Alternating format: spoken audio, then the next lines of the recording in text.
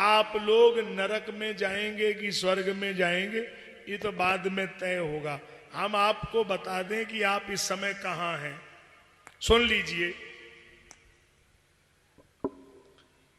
मैले कपड़े कर्ज सिर घर कलिहारिन नारी और नालायक औलाद हो तो नरक के लक्षण चार। अब आपके घर में नरक है कि स्वर्ग है जोड़ लो। मैले कपड़े कर्ज सिर घर कलिहारिन नारी।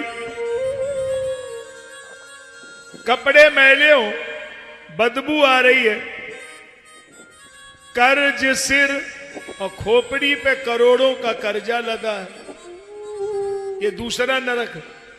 और घर कलिहारिन नारी, और घर में कलह कारिणी स्त्री हो। कलह कारिणी किसी के घर में हमने देखा किसी की पत्नी सूरजमुखी और किसी की पत्नी तो चंद्रमुखी और किसी की पत्नी तो ज्वालामुखी। भगवान जाने बेला में तो ऐसा कोई नहीं होगा। ज्वालामुखी कब लड़ जाए कब गड़बड़ कर दे साहब। हे परमात्मा, बड़ा मुश्किल काम है। एक सज्जन कोई रात में आए थे राम कथा सुनने और घर में पहुंचे देर में, तो पत्नी से बोले कि भोजन रखा है। पत्नी बोली वहीं खा के आ जाओ, वहीं बने रहो। वे पूरे दिन भागवत, पूरे दिन कथा। अरे घर में भी कोई काम देखना चाहिए। अरे पति देव बोले देखो झगड़ा मत करो, रोटी रखी हो तो परस के दे दो। पत्नी बोली रखी है लेकिन हम उठेंगी नहीं, तुमको परोसना हो तो जाओ। अब बेचारे चौके में गए, रोटी दाल सब्जी परोस के लाए और दाल का भगोना पत्नी की खोपड़ी पे रख दिया। पत्नी बोली ये क्या कर रहे हो? उसने कहा कि चूल्हा ठंडा है लेकिन खोपड़ी गर्म है तो दाल इधर ही गर्म हो जाए। तो इतनी गर्म खोपड़ी अगर हो तो फिर समझ लेना कि नरक ही है उस घर में। मैले कपड़े कर्ज सिर घर कलिहारिन नारी, और नालायक औलाद हो और बेटा नालायक हो, कर्जा हो, कपड़े बदबू दे रहे हो, पत्नी करकसा हो, और फिर और बेटा नालायक हो। नालायक समझते जो पिताजी से भी कहने लगे देना 70 रुपया। अब समझ जाइए आप 70 रुपया लेके कहां जाएगा। और फिर आवे फिर कह दे बैठ लो गिलास ले आओ। ऐसी मतलब शराबी कबाबी औलाद हो तो फिर उसको नरक में जाने की जरूरत नहीं है, वो यही नरक है। अच्छा ये मैं नहीं कह रहा हूं, हमने सुंदरकांड में पढ़ा है। नरक कहां? तो सुंदरकांड में विभीषण जी महाराज कह रहे हैं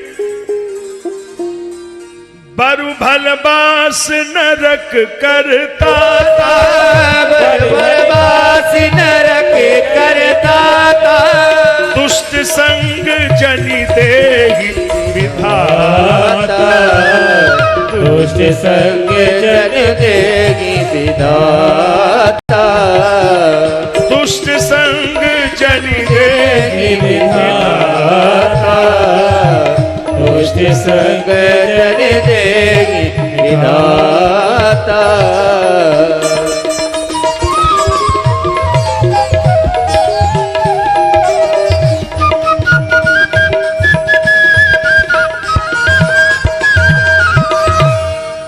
भगवान नरक में जगह दे दे लेकिन दुष्ट आदमी का संग नहीं होना चाहिए, वो तो हर पल नरक है। अच्छा तो स्वर्ग किसके घर में है? अन्न पुराना घी नया घर सतवंती नारी, और आज्ञाकारी पुत्र हो तो स्वर्ग के लक्षण चार। अन्न पुराना ये गृहस्थी का स्वर्ग है। गेहूं पुराना हो, चावल पुराना हो, और चावल गेहूं पुराना उन्हीं के घर में होगा जिनका जरा बजट ठीक है, खेती बाड़ी करते हैं, अच्छा सा मेहनत करते हैं। अन्न पुराना और घी नया, लेकिन घी नया हो, ताजा घी हो। और ताजा घी किसके घर में होगा? जो गाय भैंस रखेगा। ऐसे थोड़ी ताजा घी खा सकते हैं आप लोग, मेहनत करनी पड़ती है। ताजा घी केवल आप लोग खा सकते हैं, जो हमारे सामने किसान लोग बैठे हैं, आपके भाग्य में लिखा है, या हम जैसे लोग खा सकते हैं, क्योंकि हमें तो मुफ्त में ही खाने हैं साहब। ये तो आदत पड़ गई साहब, रोज ही कोई ना कोई जजमान फंसेगा। तो यहाँ तो अपनी पराई कहना ही नहीं है, बात तो सच है तो है साहब, कहेंगे तो वही जिसके लिए बैठे। तो अपन लोगों को रोज ही मिलता है साहब, कहीं से मिले। अन्न पुराना लेकिन घी नया, और घर सतवंती नारी, और घर में धर्म परायणा देवी हो। बहन बेटी में जो यहाँ बैठी हैं हमारे पास में बेटियां कथा में, 3 बातें जरूर होनी चाहिए। धीरे चलती हो और धीरे बोलती हो, और जब बोले तो चेहरे पे मुस्कुराहट हो, फिर घर में कलेश हो ही नहीं सकता। धीरे चले, धीरे बोले, और जब बोले तो चेहरे पे मुस्कुराहट हो। भले ही काम करे ना करे, झगड़ा हो ही नहीं सकता, खाली वो प्यार से कहना सीख ले। जैसे मान लो कोई काम नहीं करना है, सास ने बोला ये अभी कर देगी, फिर थोड़ी देर में ये क्यों नहीं हुआ, ध्यान नहीं रहा, थोड़ी देर में कर देंगे। ये इसमें झगड़ा नहीं होगा सकता, प्यार से बात करें ना, प्यार से। लेकिन झगड़ा कब होगा? जब भाषा गड़बड़ होगी। भाषा कैसी गड़बड़ होगी? जैसे किसी ने कहा ये काम क्यों नहीं हुआ, और फिर आप ऐसे बोलेंगी कराए दे, फिर तो झगड़ा हो ही जाएगा। तो भाषा गड़बड़ है, तो वाणी व्यवहार ठीक हो, ये आपको ध्यान रहे। ऐसी वाणी बोलिए जो मन का आपा खोए। अब वाणी शब्द पर चिंतन अगर करें तो बहुत अच्छा शब्द है। आप लिख सकते हैं, हाथ में लिख सकते हैं, लिखो ऐसे उंगली से लिखो, वाणी वाणी। अच्छा, अब वाणी में ई की मात्रा हटा दें तो क्या बनेगा? वाण बन जाएगा। मानी किसी के आर पार भी हो सकता है, ध्यान रखना। वाणी में ई की मात्रा हटा दें तो बाण बन जाएगा। और याद कर लीजिए, पानी में ई की मात्रा पीछे अगर हटा दें तो बाण बन जाएगा, और अगर वाणी में ई की मात्रा वी पर लगा दें तो वीणा हो जाएगा। सारी दुनिया को प्यारा लगेगा सुनने में वीणा। तो वाणी को वीणा बनाना है कि बाण बनाना है, ये तुम्हारी जिम्मेदारी है। वाणी तो भगवान ने दी है, कई लोगों ने वाणी को बाण बना दिया जो चुभने के लिए ही इस्तेमाल करते हैं, और कई लोगों ने वाणी को वीणा बना दिया। इतने प्यार से बोलते हैं, सबको प्यारा लगता है।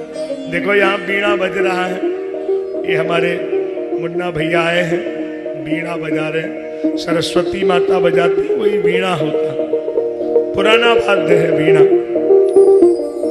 तो ये हम आपको भी समझा रहे हैं, घर को कैसे स्वर्ग बनाना है आपको तय करना है। ये स्वर्ग नरक कोई अलग से थोड़े ही बनते हैं, अपने घर में ही दोनों व्यवस्थाएं हैं।